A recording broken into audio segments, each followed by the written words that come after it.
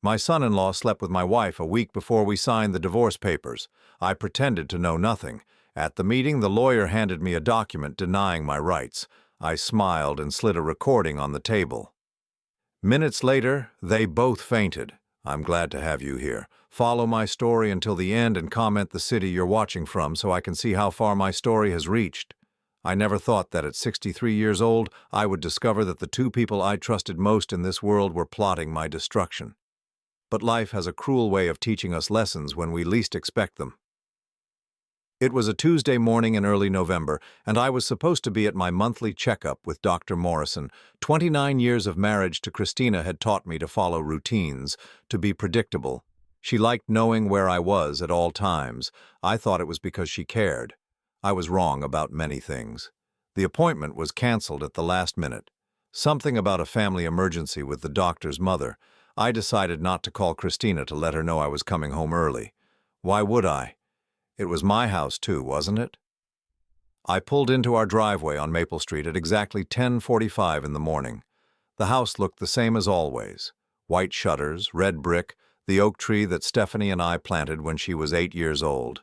Everything normal, everything peaceful. I should have known that peace was about to shatter. I used my key quietly, not wanting to startle Christina if she was still sleeping. She had been staying up late lately, claiming she was stressed about our upcoming divorce proceedings. The irony of that excuse would become clear soon enough. The living room was empty, but I could hear voices coming from upstairs. Christina's voice and another voice I knew all too well. James, my son-in-law-to-be, the man who was supposed to marry my daughter Stephanie in 6 months. I stood at the bottom of the stairs, my hand gripping the wooden railing. I should have announced myself. I should have called out. Instead, something made me listen. "Are you sure William won't come back early?" That was James' voice, hushed, but clear. "He's predictable as clockwork. Doctor's appointment, then lunch at that diner on 5th Street. We have at least 3 hours. Christina's voice carried a lightness I hadn't heard in years. 3 hours. 3 hours for what? I climbed the stairs slowly, each step careful and silent. 30 years of living in this house had taught me which boards creaked. The voices grew clearer as I reached the landing. "What about Stephanie? She still thinks we're getting married in June." James sounded almost amused. "Poor thing has no idea. She's so trusting, just like her father used to be." Christina laughed, a sound that cut through me like broken glass. "Once the divorce is final, we'll have everything we need. The house, the investments, everything William worked for his entire life." I pressed myself against the wall outside our bedroom door, my heart hammering so hard I was afraid they would hear it. "And the inheritance Stephanie is supposed to get?" James asked. "What inheritance? By the time we're done, there won't be anything left for her to inherit. William will be lucky to keep his car." Christina's voice was cold, calculating. "You're playing your part perfectly, honey. She adores you. It's not hard. She's desperate to please everyone, makes her easy to manipulate." James paused. "Are you sure your lawyer can make those documents stick? The ones that give William almost nothing?" "Robert owes me favors. He'll make sure William signs everything without reading the fine print. Men his age get overwhelmed by legal language. They just want it to be over." I stood there in my own hallway, listening to my wife of 29 years and my daughter's fiancé plan my destruction with the casual tone of people discussing the weather. The woman I had shared a bed with, raised a child with, built a life with, was conspiring to steal everything from me and my daughter. But it wasn't just about the money.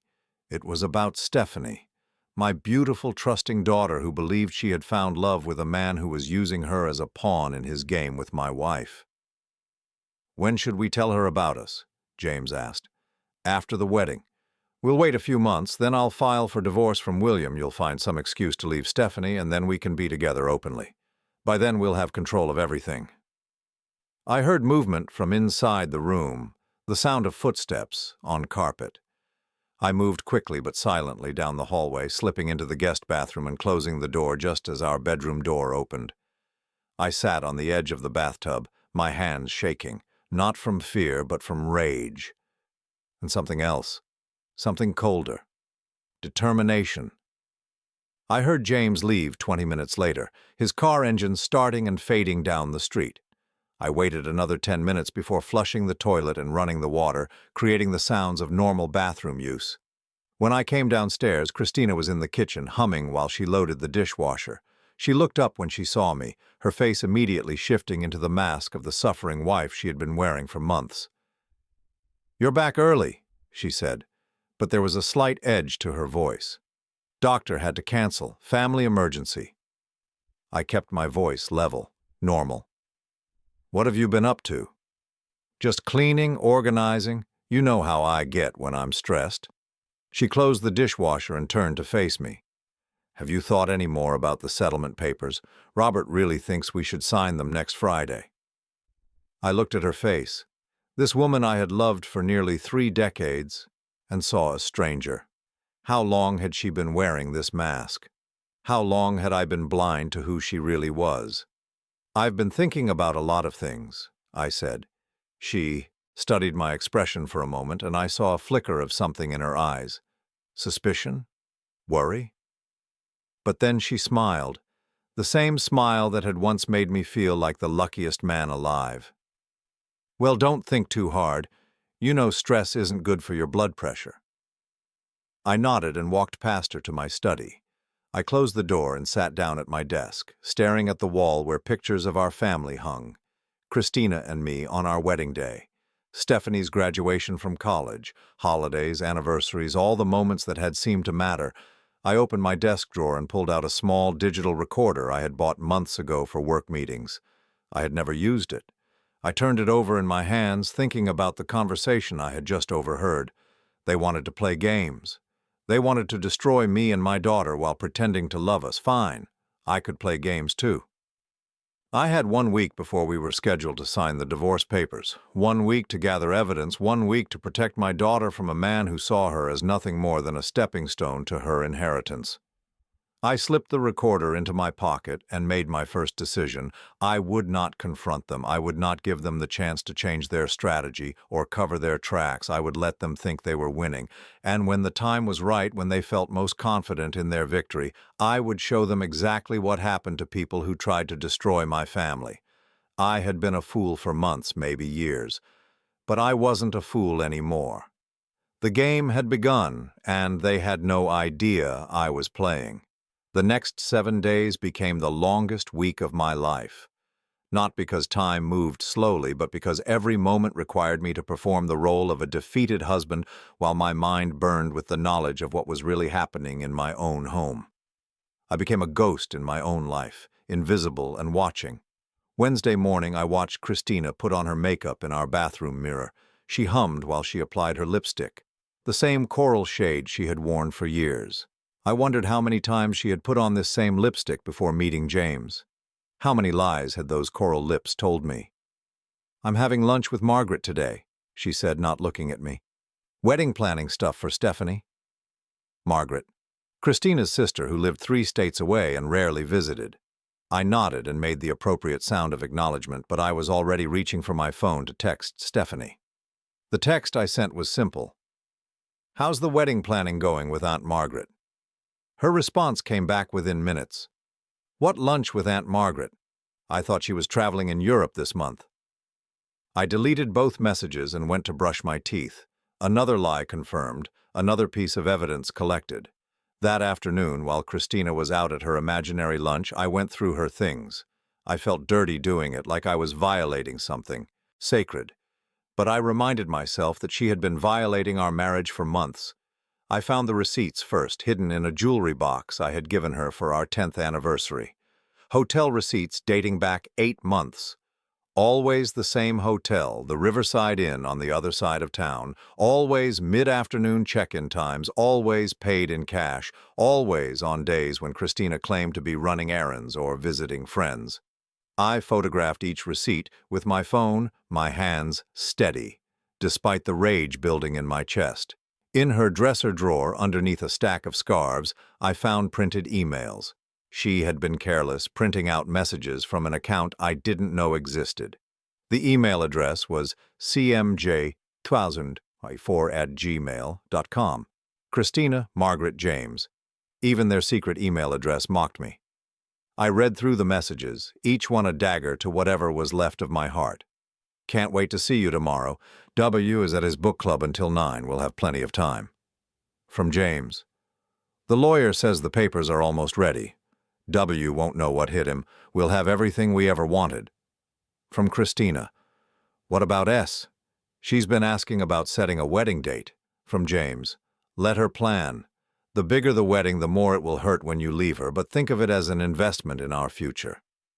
From Christina, I photographed each email, my anger transforming into something colder and more focused. They weren't just stealing from me, they were deliberately planning to devastate my daughter. Stephanie, who had spent weeks agonizing over flower arrangements and seating charts, was planning a wedding to a man who was counting the days until he could break her heart. Thursday evening, I installed a voice recording app on my phone. I told myself it was for protection, for evidence. But really, I needed to hear them again. I needed to understand the depth of their betrayal. I didn't have to wait long. Friday afternoon, I announced I was going to the hardware store to fix the leak under the kitchen sink. Instead, I parked 3 blocks away and walked back, entering through the side gate that led to our backyard. I positioned myself under the open bedroom window, my phone recording, and waited. They arrived within minutes of each other. James first, then Christina. I heard the front door close, heard their footsteps on the stairs, heard the bedroom door shut. Did you bring the revised papers? Christina's voice was clear through the open window. Right here. Robert outdid himself. By the time William realizes what he signed, it'll be too late to contest any of it. James sounded pleased with himself. He'll get the house for 6 months, then it reverts to you due to the maintenance clause. What maintenance clause? The one that states if property taxes or major repairs exceed $5,000 in any 6-month period, ownership reverts to the financially responsible party. Robert's going to make sure the assessment comes back high enough to trigger it immediately. My grip tightened on the phone. They weren't just stealing from me in the divorce. They were setting up a system to steal my home afterward. And the business accounts?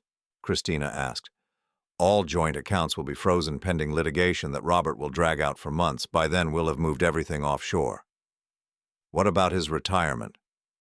Tied up in legal fees. Robert estimates it'll cost him at least $50,000 just to fight for what's rightfully his, and he doesn't have $50,000 in liquid assets. I listened to them plan the destruction of my life's work with the efficiency of architects designing a building. Every detail calculated, every escape route planned. There's something else, James said, and his tone became more serious. Stephanie's been asking questions. What kind of questions? About us, about why I spend so much time here when you're alone. She's not stupid, Christina. She notices things. She notices what she wants to notice. She's so desperate for this marriage to work that she'll ignore red flags the size of billboards. Maybe we should be more careful. We have 1 more week. After the papers are signed, it won't matter what she suspects. She'll be too busy dealing with her father's financial ruin to focus on us. I had heard enough. I slipped away from the window and walked back to my car, my mind processing everything I had just learned. That evening, I sat in my study pretending to read the newspaper while Christina cooked dinner. She was making my favorite meal, pot roast with carrots and potatoes. I wondered if this was her way of easing her conscience or if it was just part of the performance. "Dinner's ready," she called out, her voice warm and domestic. I joined her at the kitchen table, the same table where we had shared thousands of meals over the years. She served me with a smile, asked about my day, listened to my invented stories about the hardware store and the leak that didn't need fixing. "You've been quiet lately," she said, cutting into her meat. "Are you having second thoughts about the divorce?" I looked across the table at this woman who was methodically destroying me while serving me pot roast, and I felt something shift inside me. Not sadness anymore. Not even anger. Something calmer and infinitely more dangerous. "I've been thinking about a lot of things," I said. "About the future. About what comes next." She reached across the table and touched my hand. Her fingers were soft and warm, the same fingers that had signed hotel receipts and typed emails planning my ruin. "I know this is hard, William, but it's for the best. We both deserve to be happy." Happy. She was going to be happy with my money, in my house with my daughter's fiancé, while I lived in some small apartment trying to rebuild my life at 63. "You're right," I said, squeezing her hand gently. "We do both deserve to be happy." Her smile was radiant, genuine. She thought she had won. After dinner, I helped her clean the dishes, kissed her goodnight, and went to my study. I uploaded the day's recordings to a secure cloud account I had created. I organized the photographs of receipts and emails into folders. I created a timeline of their affair, cross-referencing it with my bank statements to see exactly how much of my money had funded their relationship. The numbers were staggering. Over the past 8 months, Christina had withdrawn nearly $15,000 in cash from our joint accounts, always in small amounts, always with explanations I had believed. Grocery shopping, gas, small household expenses. I had been funding my own betrayal. I pulled out the divorce papers Robert had sent over, the ones Christina was so eager for me to sign. I read through them carefully now, seeing them with new eyes. Every clause was designed to benefit her while appearing fair on the surface. The language was complex, deliberately confusing. But I wasn't confused anymore. I understood exactly what they were trying to do. I reached for my phone and scrolled through my contacts until I found the number I needed. David Martinez had been my lawyer for years, handling business contracts and property deals. He was expensive, thorough, and most importantly, he owed me no favors. I typed out a text message. "David, I need to see you tomorrow morning. Urgent matter regarding divorce proceedings. Can you meet at 8 a.m.? His response came back quickly. "Of course, my office. Everything okay?" I typed back, "It will be." Then I locked my phone, turned off the lights, and went upstairs. Christina was already asleep, or pretending to be. I lay down beside her in the darkness, listening to her breathing, thinking about the past 29 years. I had loved this woman. I had built a life with her, dreamed of growing old with her. I had trusted her with everything I had, everything I was. She was about to learn that trust, once broken, becomes something much more dangerous. A weapon. Friday morning arrived with the kind of crisp November air that makes everything feel sharper, more real. I woke up at 5:30, as I had every morning that week, but this time was different. Today was the day everything would change. Christina was still sleeping when I got dressed. I chose my clothes carefully. My best navy suit, the one I wore to important business meetings, the white shirt Stephanie had given me for my birthday, and the tie Christina had picked out for our anniversary 5 years ago. If this was going to be the last time I played the role of her husband, I was going to look the part. I made coffee in the kitchen, standing at the window that looked out over our backyard. The oak tree Stephanie and I had planted was losing its leaves, brown and gold scattered across the grass like memories falling away.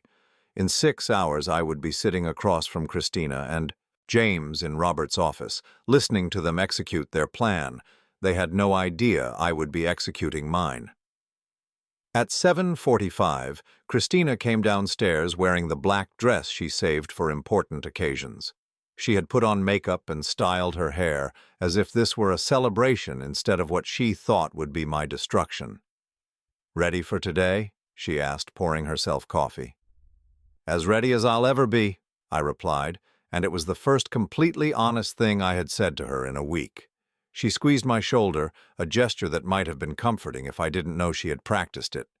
"It'll be over soon, and we can both move on with our lives." Move on. Yes, we certainly would be doing that. We drove to Robert's office in separate cars. Christina claimed she had errands to run afterward, but I knew she was meeting James to celebrate.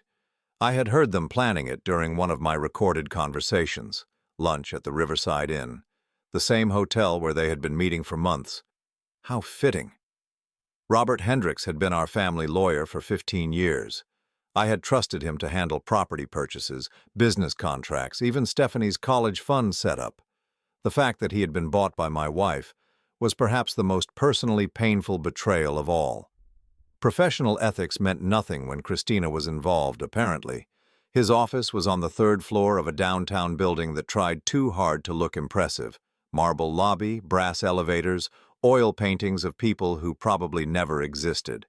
I arrived precisely at 9 o'clock, as scheduled. Christina was already there, sitting in the leather chair across from Robert's mahogany desk. She looked composed, confident she had dressed for victory. "William," Robert stood up when I entered, extending his hand with the same firm grip he had always used. "Please have a seat." I sat down next to Christina, close enough to smell her perfume. The same scent she had worn on our first date 31 years ago. Some details never change, even when everything else becomes a lie. "Before we begin," I said, pulling a small digital recorder from my jacket pocket and placing it on the desk, "I think there are some things we need to discuss." Christina's eyes flicked to the device, then back to my face. Something shifted in her expression, not quite fear, but a recognition that something was wrong. "William, what's that for?" Robert asked, his voice carefully neutral. "Insurance," I replied. "I want to make sure everyone understands exactly what's happening here today." Robert shuffled the papers on his desk. "Well, as we discussed, these divorce papers represent a fair and equitable division of assets. Christina will retain the family home for 6 months to allow for a smooth transition, after which ownership will revert based on financial responsibility clauses." "Stop," I said quietly. Robert paused mid-sentence. Christina's hand tightened on her purse. I said, "Stop." I reached into my jacket and pulled out a second device, identical to the first. "You see, Robert, I've been doing my own research this week, learning about financial responsibility clauses that don't exist in standard divorce agreements, learning about assessment schedules that can be manipulated, learning about a lot of things." The room went very quiet. Christina's breathing had changed, becoming shallow and quick. "William, I'm not sure what you're implying," Robert began, but I held up my hand. "I'm not implying anything, I'm stating facts." I pressed play on the second recorder. James' voice filled the room, clear and unmistakable. "Robert outdid himself. By the time William realizes what he signed, it'll be too late to contest any of it. He'll get the house for 6 months, then it reverts to you due to the maintenance clause." Christina went very still. Robert's face lost all color. The recording continued. "The one that states if property taxes or major repairs exceed $5,000 in any 6-month period, ownership reverts to the financially responsible party. Robert's going to make sure the assessment comes back high enough to trigger it immediately." "Turn that off," Christina whispered.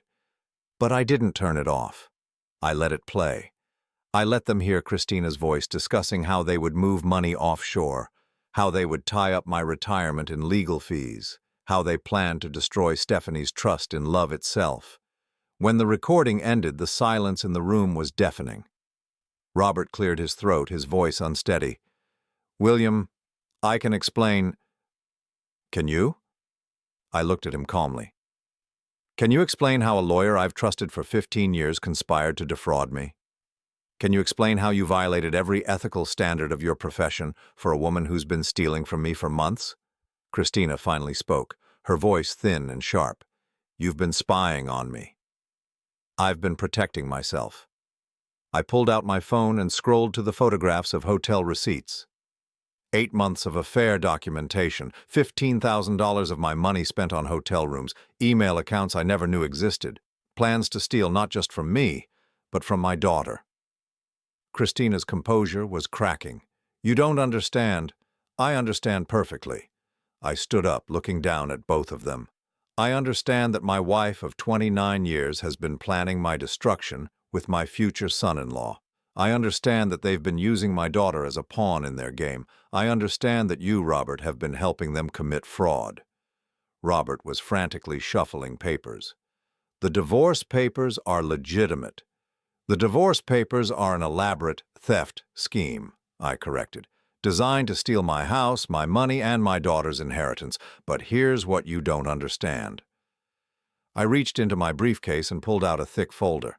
"I've spent this week with David Martinez, going over every detail of your fraudulent contract. I've documented every violation of legal ethics, every intentionally misleading clause, every instance of conspiracy to commit theft. Christina was breathing hard now. William, please. Please what? Please let you destroy me? Please let you break my daughter's heart for money? Please pretend I never heard you and James laughing about how easy it would be to manipulate her? I opened the folder and spread the contents across Robert's desk. Bank statements showing Christina's cash withdrawals, photographs of hotel receipts, printed emails from the CMJ 2024 account, phone records showing calls between Christina and James going back 8 months. "This is everything," I said. "Every lie, every theft, every betrayal, all documented, all legally admissible." Robert was staring at the evidence spread across his desk. "William, if we could just..." "Just what? Negotiate? There's nothing to negotiate." I pulled out one final document from the folder. "These are the real divorce papers, prepared by a real lawyer who doesn't accept bribes from cheating wives. Christina gets nothing. The house remains mine. The joint accounts are frozen pending investigation of theft, and you, Robert, get to explain to the State Bar Association why you conspired to commit fraud against your own client." Christina shot to her feet, her chair scraping against the floor. "You can't do this. We can fight this." "With what money? Your legal defense will cost more than you could steal from me. And that assumes you can find a lawyer willing to represent someone facing criminal charges for conspiracy and theft." The color drained from her face. "Criminal charges?" I nodded toward the evidence on the desk. $15,000 in documented theft. Conspiracy to commit fraud. Email evidence of planning to steal my daughter's inheritance. Yes, Christina, criminal charges. Robert was frantically gathering papers, as if organizing his desk could somehow organize the disaster his life had just become. "William, surely we can reach some kind of agreement. The only agreement I'm interested in is your resignation from this case and your cooperation with the investigation into your conduct." I looked at both of them. "You wanted to play games with my life. Now you get to live with the consequences." Christina sank back into her chair, her perfect composure finally shattered. "What about James? What about Stephanie? What about them?" I gathered my evidence back into the folder. "James is going to have to explain to my daughter why their engagement is over, and then he's going to disappear from our lives forever, or he'll join you in facing criminal charges." "She'll never forgive you," Christina whispered. "For what? For protecting her from a man who was planning to break her heart for money? For saving her inheritance from thieves? For preventing her from marrying someone who thought she was nothing more than a useful fool?" I shook my head. "She'll thank me when she understands what you were really planning." I walked toward the door, then turned back one final time. "You have 24 hours to remove your belongings from my house. After that, anything left behind becomes evidence in your theft case." Robert started to stand. "William, please, if we could just..." But I was already walking out, leaving them to face the wreckage of their carefully planned destruction. In the elevator, I allowed myself one moment of satisfaction. They had planned my humiliation, my financial ruin, my daughter's heartbreak. They had counted on my weakness, my trust, my love. They had forgotten that sometimes love becomes the most dangerous weapon of all. The drive home from Robert's office took exactly 18 minutes, but it felt like hours. My hands were steady on the steering wheel, my breathing calm, but my mind was racing through everything that had just happened. Christina and Robert sitting in stunned silence as their carefully constructed fraud collapsed around them. The look of absolute shock when they realized I had been 3 steps ahead of them the entire time. But I wasn't done, not even close. I pulled into my driveway and sat in the car for a moment, looking at the house that Christina had planned to steal from me. The house where I had raised my daughter, where I had built a life based on what I thought was love and trust. In a few hours, this would truly be my home again, not the stage for an elaborate deception. My phone buzzed, a text message from an unknown number. "We need to talk.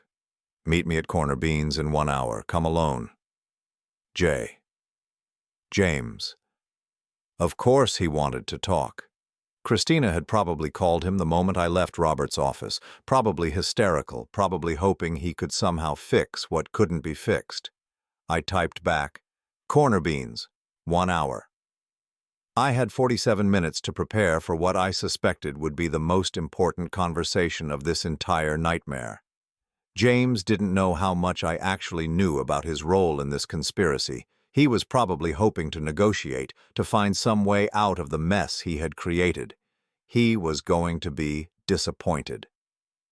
I went inside and straight to my study, where I had spent the past week organizing evidence and planning for every possible scenario.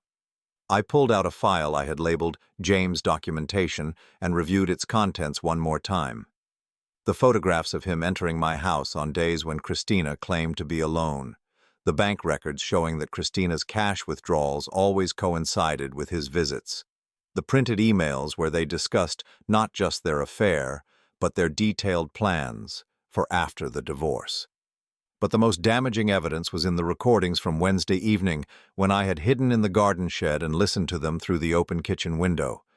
They had been drinking wine, celebrating what they thought was their imminent victory, and their conversation had revealed the true scope of their conspiracy. I transferred the most incriminating recording to my phone and checked the battery level. 97%. More than enough. Corner Beans was a small coffee shop 3 blocks from my house, the kind of place where retirees read newspapers and college students pretended to study while scrolling through their phones. I had been going there for years, long enough that Maria, the owner, always had my usual order ready before I reached the counter. "The usual, Mr. William?" she asked as I walked in. "Not today, Maria, just black coffee. I'm meeting someone." She nodded and poured coffee into a large ceramic mug. "Everything okay? You look like you've had a long day." If she only knew. "Just some family business to sort out." I chose a table in the back corner where I could see the entire restaurant, but our conversation wouldn't be overheard. James arrived exactly on time, which surprised me. Punctuality had never been one of his strengths. He looked terrible. His usually perfect hair was disheveled, his shirt wrinkled, his eyes red-rimmed like he hadn't slept. Good. He should look terrible. "William," he said as he approached the table, "thank you for coming." I gestured to the chair across from me. "Sit down, James. Let's talk."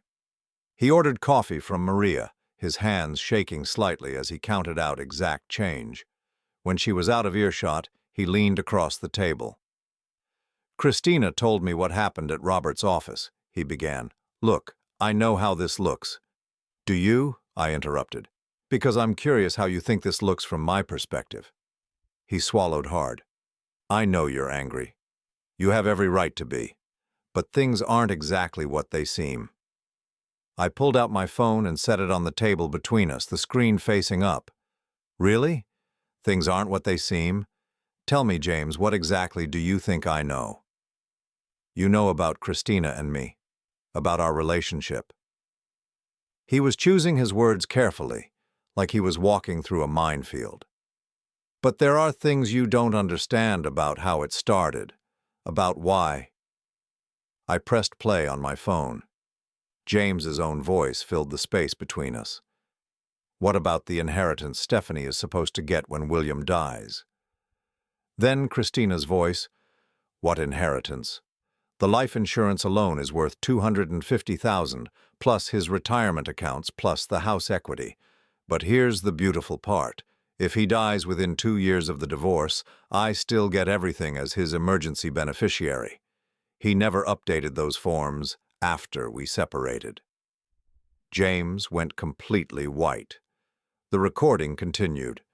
"So we wait 2 years, then what? An accident? Nothing that obvious. Old men have heart attacks all the time, especially men under financial stress who've lost everything in a divorce. And William's blood pressure medication. Well, let's just say the dosage could easily be adjusted if someone had access to his pills." I stopped the recording and looked directly into James's eyes. "Still think I don't understand how things look?" He was shaking now, his coffee cup rattling against the saucer. "William, we never actually planned to..." "To what?" "Murder me." I kept my voice low and calm. Because that's exactly what you were planning.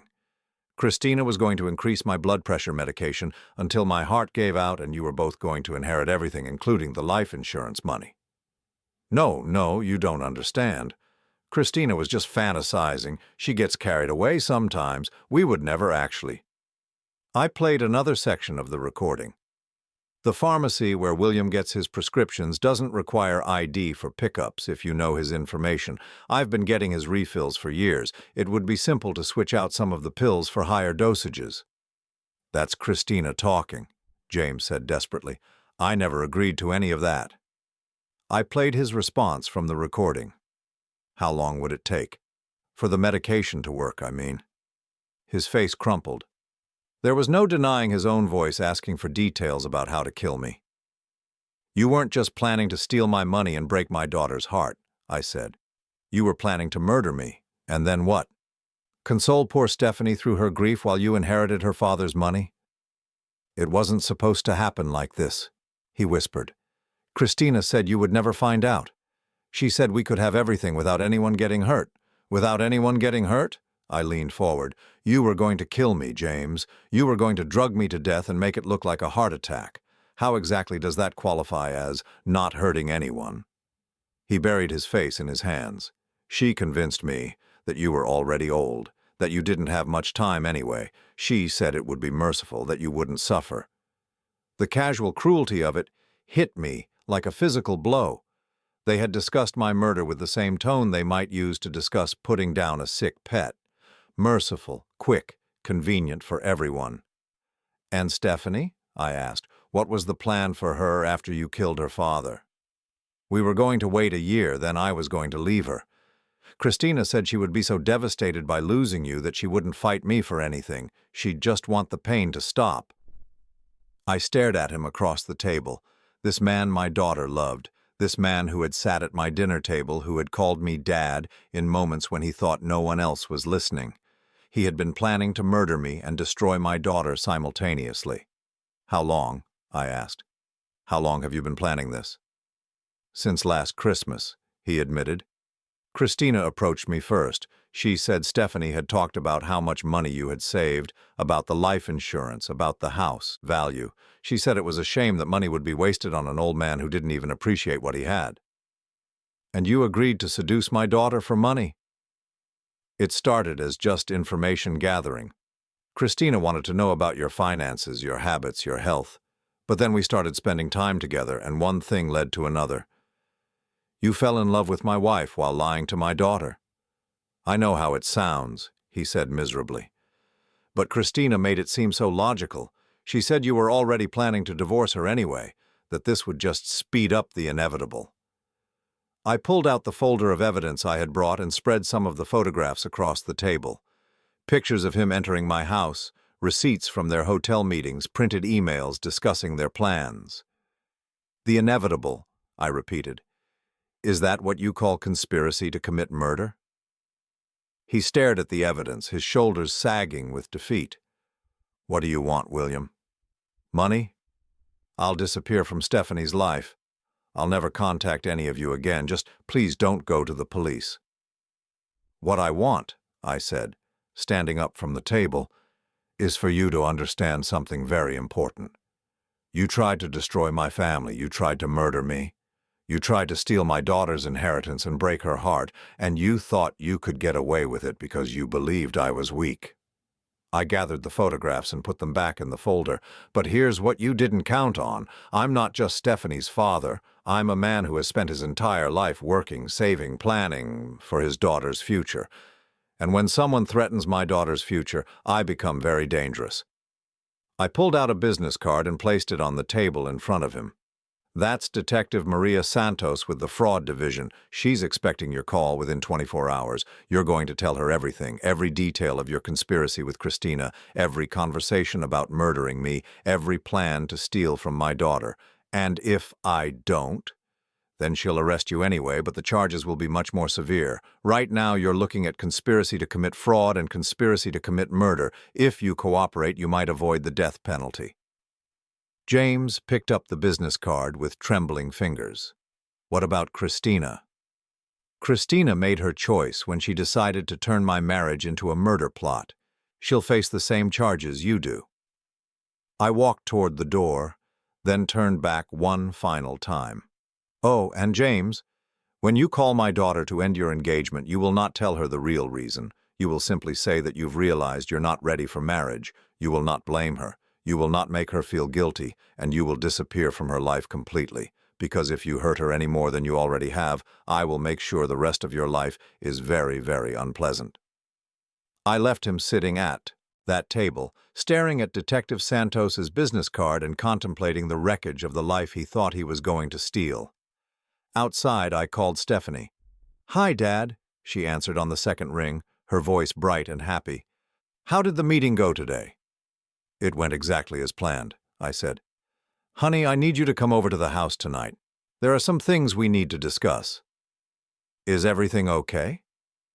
I looked back through the window of corner beans, where James was still sitting with his head in his hands. "Everything is going to be fine," I told my daughter. "Finally." Stephanie arrived at 7:30 that evening, exactly when I had asked her to come. I watched her pull into the driveway from my study window, noting how she took a moment to check her reflection in the rearview mirror before getting out of her car. She was nervous. She had sensed something in my voice during our phone call, that subtle tension that children learn to recognize in their parents no matter how old they become. I met her at the front door, and for a moment I just looked at her. My daughter, 32 years old, beautiful, intelligent, trusting. She was wearing the blue sweater I had given her for her birthday and the engagement ring that James had chosen with my wife's help. How many layers of deception were wrapped around that simple piece of jewelry. "Dad, you're scaring me," she said, stepping inside and giving me a hug. "You look like someone died." In a way, someone had. The family she thought she knew had died today in Robert's office.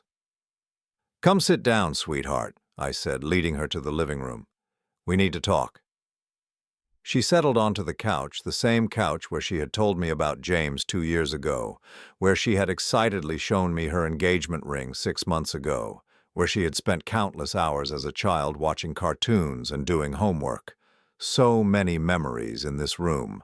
Soon, there would be one more. "Dad, what's going on? You're really freaking me out." I had rehearsed this conversation a dozen times in my head, but sitting across from her now, looking into her trusting brown eyes, I realized that no amount of preparation could make this easy. "Stephanie, what I'm about to tell you is going to be very difficult to hear, but I need you to listen to everything before you react, okay?" She nodded, but I could see the fear growing in her expression. "Your mother and I are getting divorced. That much you know.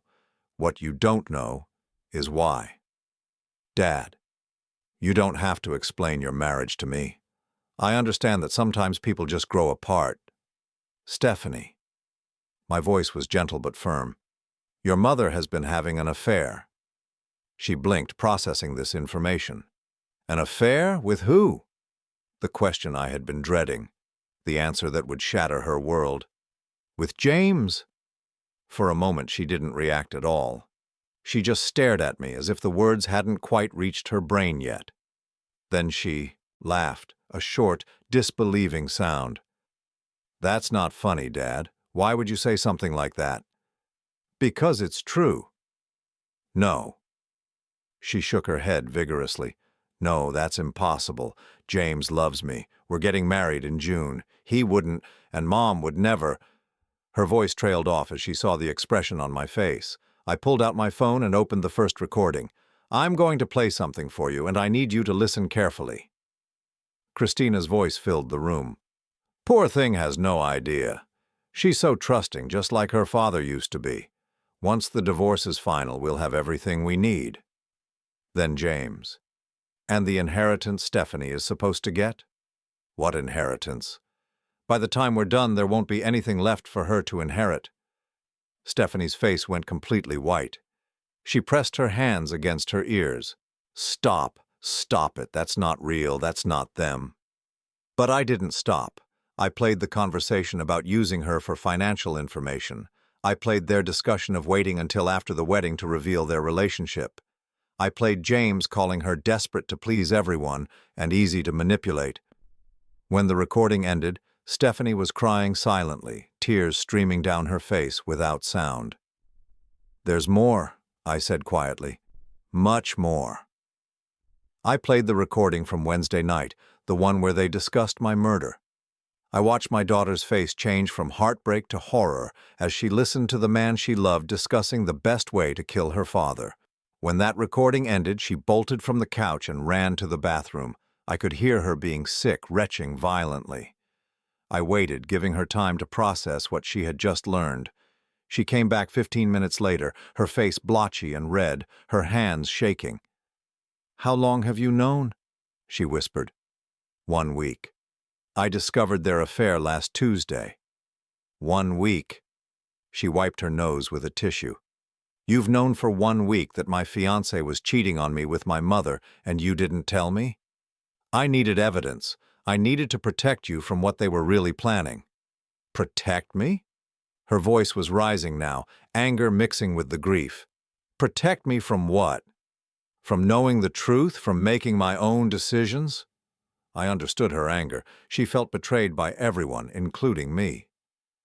"Stephanie, if I had told you immediately without proof, would you have believed me?" She opened her mouth to answer, then closed it. We both knew the answer. She would have thought I was trying to sabotage her relationship out of spite or jealousy. "They were planning to steal your inheritance," I continued. "Not just the money from the divorce, but everything. They wanted to murder me and take the life insurance money, the house, everything I've saved for your future." "Murder you?" She looked up at me with red-rimmed eyes. "They were actually planning to kill you?" I nodded. "Christina was going to tamper with my blood pressure medication, make it look like a heart attack." Stephanie buried her face in her hands. "I don't understand. How could Mom do this? How could James do this? I thought he loved me." The pain in her voice was unbearable. This was what I had been trying to protect her from, this moment when she realized that the two people she trusted most had been systematically betraying her. "I'm so sorry, sweetheart. I know how much you loved him." "Loved him?" She looked up at me, and I saw something I had never seen in my daughter's eyes before. Pure rage. "I didn't love him. I loved a lie. I loved a character he was playing. The real James is a man who was planning to murder my father for money." She stood up abruptly and started pacing the room. How could I have been so stupid? How could I not have seen it? "You weren't stupid. You were trusting. That's not the same thing." "Trusting?" She laughed bitterly. "Right. Trusting enough to give him access to our bank account information. Trusting enough to tell him about your investments, your insurance policies, your medical conditions. God, Dad, I helped them plan your murder and I didn't even know it." The guilt in her voice broke my heart. "Stephanie, this is not your fault." "Isn't it? I'm the one who brought him into our family. I'm the one who told Mom how wonderful he was, how perfect he was for me. I'm the one who gave them the opportunity to destroy everything." She sank back onto the couch, crying harder now. "What am I going to do? How am I going to face people? How am I going to explain why the wedding is canceled? Everyone's going to want to know what happened. You don't owe anyone an explanation. The only thing that matters is that you're safe now." "Safe?" She wiped her eyes. "Dad, I was going to marry a man who was planning to kill my father. I was going to spend my life with someone who thought murdering you would be merciful. How is that safe?" My phone buzzed. A text message. I glanced at the screen and saw James's name. "It's him," I said. Stephanie's entire body tensed. "What does he want?" I read the message aloud. "I told Detective Santos everything. I'm leaving town tonight. I'm sorry, Stephanie. You deserve better than what I am." She stared at me for a long moment. "He confessed?" I gave him a choice. Confess and cooperate or face murder charges without the possibility of a plea deal. "And Mom?" "The police arrested her an hour ago. She'll be arraigned on Monday." Stephanie nodded slowly as if she were absorbing information that was too large to process all at once.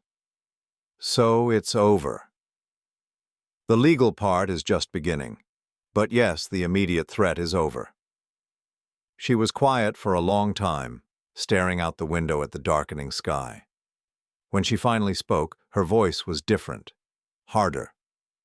"I need to see the house," she said. "What house?" "Their house. The one Mom was going to steal from you. I need to see what she was willing to kill you for." I drove her through the neighborhood where Christina had been planning to live after my death, past the expensive houses with their perfect lawns and 3-car garages. We stopped in front of a colonial-style house with a "for sale" sign in the yard. "This one," I said. Christina had already put down a deposit using money from our joint account. Stephanie stared at the house for a long time. "It's beautiful," she said finally. "I can see why she wanted it, but I can't understand how she thought it was worth killing for. Some people value things more than people. But her own husband, her own daughter." She turned to look at me. "Dad, how long do you think she was planning this? When do you think she stopped loving us and started seeing us as obstacles?" It was a question I had been asking myself for days. "I don't know, sweetheart.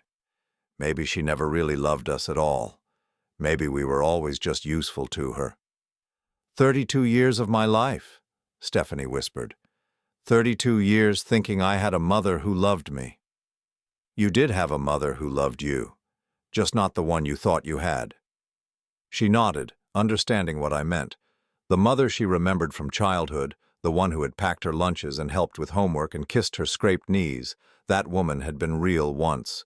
But somewhere along the way, that woman had been replaced by someone who could plan her own husband's murder while serving him pot roast. As we drove home, Stephanie was quiet again. But when we pulled into our driveway, she spoke one more time. "Dad?" "Yes?" "Thank you." "For what?" "For protecting me. For fighting for us. For being the parent I could trust." She paused. "For being the one who actually loved me." I reached over and squeezed her hand. "That's what fathers do, sweetheart. That's what real love does." But even as I said it, I knew that the hardest part was still to come. Christina and James were gone, but the damage they had done would take much longer to heal. My daughter would never trust love the same way again, and that was a wound I couldn't protect her from. 6 months later, I stood in my kitchen making coffee and watching the morning sun filter through the windows that Christina would never see again. The house felt different now, lighter.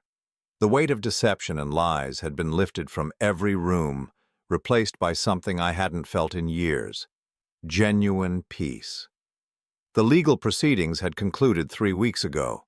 Christina had been sentenced to 12 years in prison for conspiracy to commit murder, attempted fraud, and theft. James received 15 years for his role as the primary instigator of the murder plot. Robert lost his law license and faced his own criminal charges for conspiracy to commit fraud. The local newspaper had covered the story extensively. "Local woman planned husband's murder for insurance money," read the headline. But I had stopped reading the articles after the first few. The details of their betrayal were no longer important to me. What mattered was that justice had been served, and my family was safe. Stephanie had moved back into her childhood bedroom temporarily while she figured out her next steps. The transition hadn't been easy for either of us. She had good days and bad days, days when she seemed to be healing and days when the betrayal felt fresh and raw. But she was stronger than I had given her credit for, and she was rebuilding her life piece by piece. "Morning, Dad," she said, coming into the kitchen wearing pajama pants and one of my old college sweatshirts. At 32, she could still look like the little girl who used to steal bacon from my plate when she thought I wasn't looking. "Morning, sweetheart. Coffee?" "Please." She settled at the kitchen table, the same table where Christina had served me pot roast while planning my murder. We had talked about getting rid of the furniture, replacing everything that carried memories of the past, but Stephanie had convinced me otherwise. "These are our memories too," she had said. "The good ones shouldn't disappear just because she poisoned some of them." She was right, as she usually was. The kitchen table had been the site of thousands of family meals, homework sessions, heart-to-heart conversations. Christina couldn't steal those memories, just as she couldn't steal the love between father and daughter that had survived her attempts to destroy it.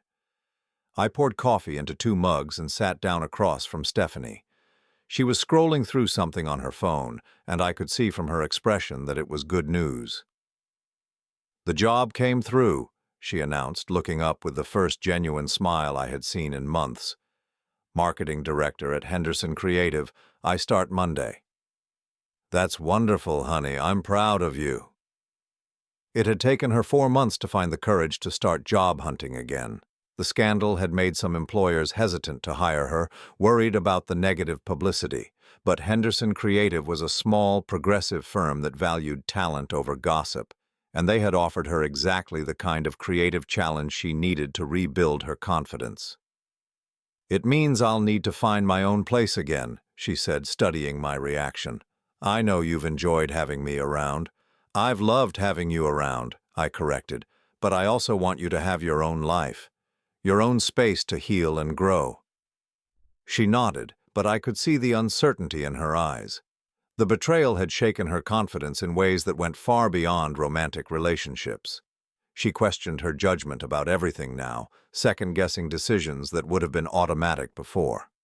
"Dad, can I ask you something?" "Of course." "Do you think I'll ever be able to trust someone again? Romantically, I mean."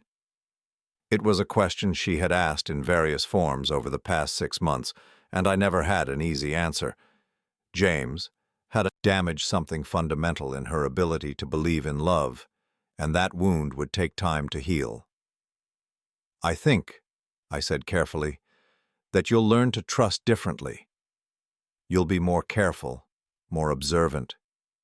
You'll look for consistency between words and actions, and that's not necessarily a bad thing. But what if I become so careful that I never let anyone get close? Then you'll miss out on love, and that would be the real tragedy. Stephanie, what James did to you was evil, but letting his evil prevent you from ever loving again would be letting him win." She considered this, sipping her coffee thoughtfully. "Sometimes I wonder if there were signs I missed.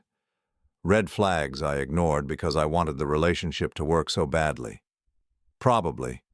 But that doesn't make you foolish, it makes you human. Mom missed signs too, or ignored them, or—" She paused, struggling with the complexity of her feelings about Christina. "Or maybe she knew exactly who James was and chose him anyway because he was useful to her." This was the hardest part for Stephanie to process. Not just that James had betrayed her, but that her own mother had recruited him to do it. Christina hadn't just failed to protect her daughter from a predator, she had actively encouraged the predation. "I've been thinking about visiting her," Stephanie said quietly. This surprised me. She hadn't mentioned Christina in weeks, and I had assumed she was trying to move forward without looking back. "Why?" "I need to understand. I need to hear her explain how she could do what she did." She set down her coffee mug and looked directly at me. "I need to know if she ever really loved me, or if I was always just a tool to her." I had wrestled with the same question about my own relationship with Christina. Had any of it been real?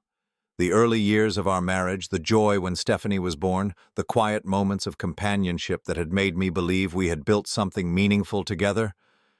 "Do you think her answer would change anything?" I asked. "Maybe. Maybe not. But I think I need to hear it to move forward." I nodded. "Then you should go, but take care of yourself. Don't let her manipulate you or make you feel guilty for her choices." "She can't hurt me anymore, Dad. The worst thing she could do to me she's already done. There's nothing left for her to take." That afternoon, while Stephanie was out apartment hunting, I found myself in my study going through old photo albums. Pictures of our life as a family back when I believed that family was real. Christina pushing Stephanie on a swing at the park. The 3 of us at Stephanie's high school graduation. Christmas mornings, birthday parties, ordinary Tuesday evenings that had felt like happiness. I stopped at a photo from Stephanie's 16th birthday party. Christina was laughing at something Stephanie had said, her arms around our daughter, her expression full of what looked like genuine love and pride. Had she been pretending even then? Or had something changed her over the years, turning love into manipulation and family into opportunity? I supposed I would never really know. And increasingly I realized that I didn't need to know. The woman in these photographs was gone, if she had ever existed at all. The woman who had tried to murder me was the real Christina, and she was exactly where she belonged. I closed the album and put it back on the shelf. Some mysteries weren't meant to be solved. That evening, Stephanie and I cooked dinner together, something we had been doing more often lately. She was teaching herself to make the dishes Christina used to prepare, reclaiming those family recipes and making them ours again. "I found a place," she announced as she stirred pasta sauce. "A one-bedroom apartment downtown, walking distance from the new job. It's small, but it has character." "When do you want to move?" "Next weekend, if that works for you. I was hoping you might help me with the heavy stuff." "Of course." I watched her taste the sauce and adjust the seasoning. "You know, you've become a better cook than your mother ever was." She smiled, but there was sadness in it, too. "I had to. I couldn't keep eating takeout forever, and I couldn't ask you to cook for me for the rest of my life." "You could have asked. I wouldn't have minded." "I know. But I needed to learn to take care of myself again. Really take care of myself, not just survive." After dinner, we sat on the front porch watching the neighborhood settle into evening. It was mid-May, the kind of perfect spring evening that made you believe winter would never come again. The oak tree that Stephanie and I had planted when she was 8 was full of new leaves, green and bright with promise. "Dad?" "I want you to know something. What happened with Mom and James, it doesn't change how I feel about family, about real family." I looked at her, this strong, resilient woman who had survived betrayal that would have destroyed someone with less character. "What do you mean?" "I mean that you showed me what real love looks like, what a real father does when his family is threatened. You didn't just protect me from them, you protected me from the truth, until you could give it to me in a way that wouldn't destroy me completely." "Stephanie, let me finish." She turned to face me fully. "You could have told me about the affair right away. Let me deal with the pain while you focused on protecting yourself. You could have let me marry James and discover his true nature later, after I was legally tied to him. You could have prioritized your own hurt over mine. But you didn't. You thought about what was best for me, even when it meant carrying that knowledge alone for a week." I felt my throat tighten with emotion. "You're my daughter. Protecting you is what I do." "And that's exactly my point. That's what real love looks like. Not the fake devotion James showed me. Not the twisted manipulation Mom called motherhood. Real love protects. Real love sacrifices. Real love fights for what matters." We sat in comfortable silence as darkness settled around us. Somewhere down the street, children were playing in a yard, their laughter carrying on the warm air. Normal sounds of normal families living normal lives. "I think I'm going to be okay," Stephanie said eventually. "I know you are." "And I think you are too." I considered this. For the first time in months, maybe years, I felt genuinely content. Not happy in the way that depends on external circumstances, but peaceful in a way that comes from within. I had faced the worst betrayal imaginable and emerged intact. I had protected my daughter and preserved our family, even though that family now consisted of just the two of us. "Yeah," I said. "I think I am." Later that night, after Stephanie had gone to bed, I stood in my bedroom looking out at the backyard where I had hidden and recorded Christina and James planning my murder. The garden shed was still there, but I no longer saw it as the place where I learned about their betrayal. Now it was just a shed, holding lawn equipment and forgotten Christmas decorations. I opened the nightstand drawer where I used to keep the recordings, the photographs, all the evidence of their conspiracy. The drawer was empty now. All of that evidence had been turned over to the police, its purpose served. In its place was something new, a small framed photograph of Stephanie and me from her college graduation. Just the two of us smiling, proud of what she had accomplished. It was a good picture, a true picture, a picture of a real family. I turned off the lights and settled into bed in the house that was truly mine now, free from lies and safe from those who would harm what I loved most. For the first time in 6 months, I fell asleep easily without fear of what tomorrow might bring. Some games end with winners and losers. This one ended with something better: truth, justice, and the quiet satisfaction of protecting what mattered most. It had been the most dangerous game I had ever played, but also the most important, and I had won everything that truly mattered.